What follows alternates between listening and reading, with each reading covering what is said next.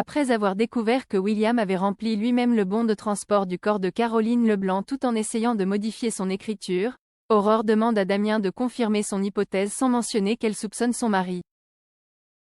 La comparaison graphologique identifie 60% de similitudes, ce qui est important mais pas assez accablant.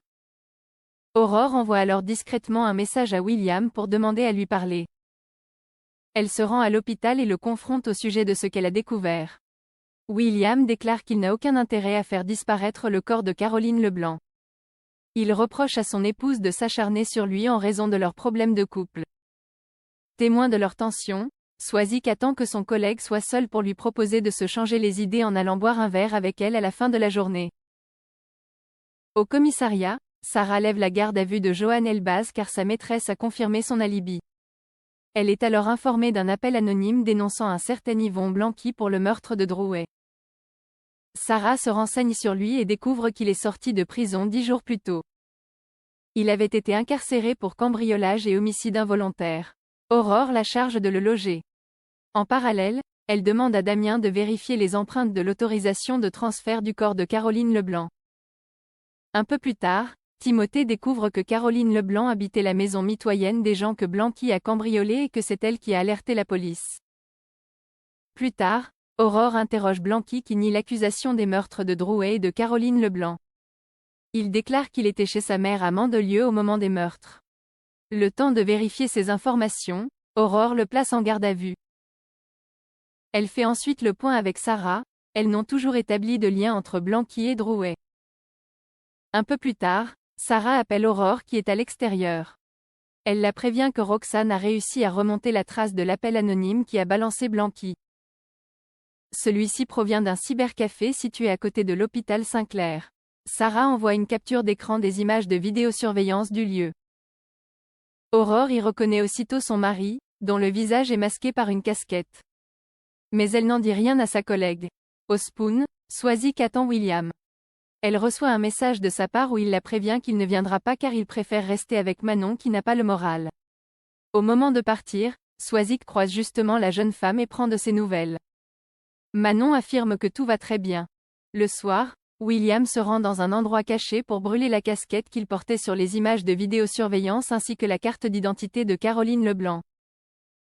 Bastien se rend au cabinet d'avocat où Soraya lui explique que Mélodie est désormais reconnue comme son seul parent légal aux yeux de la loi. Or, le jeune homme ne la considère pas comme sa mère et il est en âge de refuser de vivre avec elle. Soraya lui expose alors ses options. Il peut faire une demande d'émancipation, sans aucune garantie de l'obtenir, retourner s'installer au foyer ou vivre chez Philippine Julliard dont la demande de tutelle a été acceptée. Bastien fait alors le choix d'aller vivre chez elle. Soulagé, le jeune homme doit ensuite se rendre à l'enterrement de son père. Il passe d'abord chez les Julliard pour remercier Philippine de bien vouloir l'accueillir, puis se rend à la cérémonie funéraire en compagnie de Violette.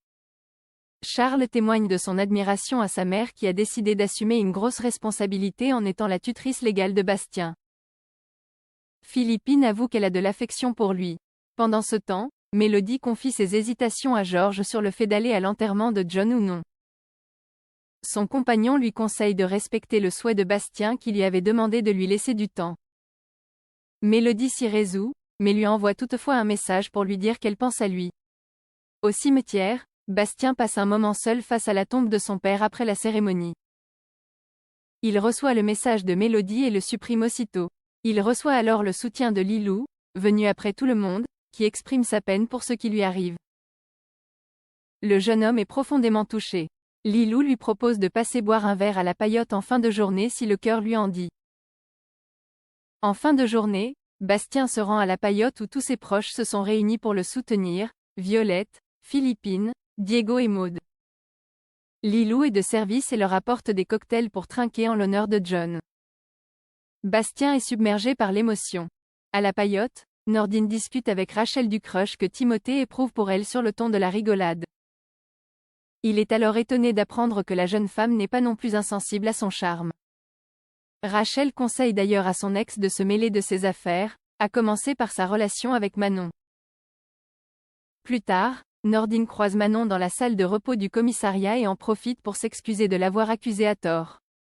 En effet, Il avait pensé qu'elle avait chargé Timothée de stalker Rachel pour obtenir des infos sur elle. Pour se faire pardonner, Nordine l'invite à boire un verre. Face au refus catégorique de Manon, le ton finit par monter et ils se disputent. Roxane les interrompt. Elle emmène Nordine déjeuner au Spoon, soulignant à quel point il s'y prend mal avec Manon. Au même moment, Timothée entre dans le café en compagnie de Gabriel. Il s'installe au comptoir. Encouragé par Roxane, Nordine aborde Timothée pour lui présenter ses excuses. Ce dernier a bien cerné les raisons de son comportement et ne lui en tient pas rigueur.